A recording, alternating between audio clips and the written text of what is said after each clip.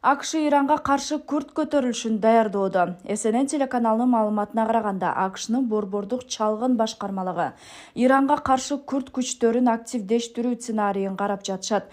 Басылма Дональд Трамп администрациясы ирандык оппозициялык топтор жана Ирактагы күрт лидерлери менен аскерди колдоо боюнча сүйлөшүүлөрдү жүргүзүп жаткандыгын жазды.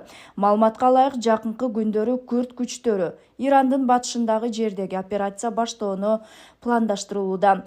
Телеканалга берген маегинде Пентагондун мурдагы жогорку кызматтагы өкүлү Алекс Плетсас Вашингтон режими кулатуу процессин ылдамдатууга аракет кылып жаткандыгын белгилеген. Анын айтымында, негизги идея күрт күчтөрү Иран армиясын алаксытып, ири шаарлардагы куралсыз тургундардын нааразычылык акцияларына чыгышын жеңилдетүү. Ал эми АКШнын мамлекеттик департаментинин мурдагы өкүлү Жен Гавито мындай кадамдар Ирак менен Иран чек арасындагы коопсуздук абалын турукташтыруу куралчан топтордун таасирин күчөтүп, аймактагы суверенитетке коркунуч жаратышы мүмкүн экендигин эскертти. Трамп аскердик базаларын колдонууга уруксат бербей койгон Испания менен сооданы токтотууну чечти. АКШнын президенти Дональд Трамп Испания аскердик базаларын Иранды бомбалоо үчүн колдонууга уруксат берүүдөн баш тарткандан кийин бул өлкө менен сооданы токтотууну чечти. Бул тууралуу Bloomberg агенттиги билдирди. Маалыматка ылайык, Трамп Ак үйдөгү Германиянын канцлери Фридрих Мерц менен жолугушууда каржы министри Скотт Бессентке Испания менен бардык сооданы токтотуу тапшырмасын берген. АКШ лидери испан товарларын киргизүүгө тыюу салуу мүмкүнчүлүгү бар экендигин белгилеп, бирок бул чара кандай ишке ашаарын так айткан жок. Испаниядан бизге керек болгон эч нерсе жок, болгону эң сонун адамдар бар. Али жакшы, бирок жетекчилиги жакшы эмес, деп билдирди Трамп. Мындан тышкары, Испаниянын жетекчилиги НАТОнун алкагында коргоону чыгымдарын жетиштүү көбөйтпөй жаткандыгын сынга алды. Өз кезегинде Испаниянын премьер-министри Педро Санчес АКШ менен Израилдин Иранга каршы аскердик операциясын айыптап, өзүнүн Рота жана Морон шаарларындагы аскердик базаларын Иранга каршы сокку урууга колдонууга тыюу салган. Трамп Кувейттин абадан коргонуу системасына АКШнын 4 учагын жаңылыш атып түшүргөндөн кийин ишин токтотуп эле коюуну буйруду.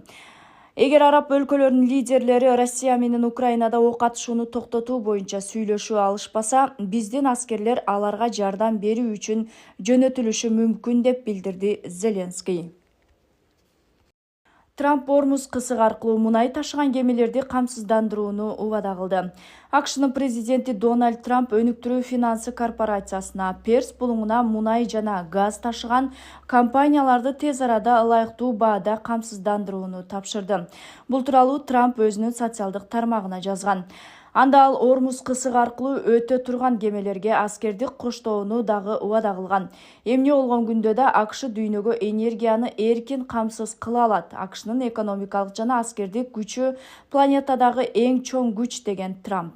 Белгилей кетсек, буга чейин Иран акыркы кырдаалга байланыштуу Ормуз кысыгын жапканын жана аймакка кирген бардык кемелерди аткылай тургандыгын эскерткен. Аталган кысык дүйнөдөгү эң маанилүү деңиз жолдорунун бири. Ал аркылуу Перс булуңундагы мунай жана газдын чоң бөлүгү башка өлкөлөргө ташылат. Эгер кысык жабылса же коопсуздук начарласа, дүйнөдө муңайдын баасы дароо өсөт. Относительно того, как Соединенные Штаты видят мир, как они видят в этом мире себя и какую роль они отводят всем остальным. Лавров АКШ дүйнөнү кандай көрөрүн жана бул дүйнөдө АКШ өздөрүн кандай элестетерин Трамптан тактап алуу керектигин билдирди. АКШ дүйнөнү кандай көрөрү, бул дүйнөдө өздөрүн кандай орунда көрөрү жана башка мамлекеттерге кандай роль ыйгараары боюнча принципиалдуу кеңири сүйлөшүү бышып жетилди дегенге менде эч кандай күмөн жок. Бул айрыкча түшүнүктүү себептерден улам өзөктүк державалар үчүн өзгөчө маанилүү. Дал ушундай сүйлөшүү зарыл болгондуктан президент Путин бир кезде өзөктүк куралга ээ болгон 5 мамлекеттин саммитин өткөрүүнү сунуштаган. Бул демилге бүгүн дагы толук актуалдуулугун сактап келет. Мындай сүйлөшүү көптөн бери керек болчу, деди Лавров. Лавров жакынкы чыгыштагы согуш тууралуу. Албетте бүгүнкү күндөгү эң катуу жаңырып таштап жаткан жаңжал. Бул Иран Ислам Республикасына каршы агрессия. Аны кесепеттери бүтүндөй аймакта, анын ичинде араб өлкөлөрүндө дагы сезилип жатат. Экономикалык чыгымдар бар. Айрым адамдар курмандыктарды да катталды. Биз ким тарабында болбосун жүргүзүлүп жаткан согуш аракеттери дароо токтотууну чечкиндүү жана так талап кылуу зарыл деп эсептейбиз. Муштаба Хаменеини Ирандын кийинки жогорку лидери болгону айтылды. Иран оппозициясы менен байланышы бар Иран International телеканалы Ирандын Аятоллалар кеңеши өлкөнүн кийинки жогорку лидери катары Али Хаменеинин уулу Муштаба Хаменеини тандап алган деп билдирди. Булактын айтымында чечим Ислам революциясынын гвардия корпусунун кысымы астында кабыл алынган. Бул маалыматты Иран өкмөтү азырынча расмий түрдө тастыктай элек. Депутаттар канча айлык алышат? Төрага ачыктады. Жогорку кеңештин төрагасы депутаттардын айлык акысын ачыктады. Алар айына 100 000, 150 000 сом алышат.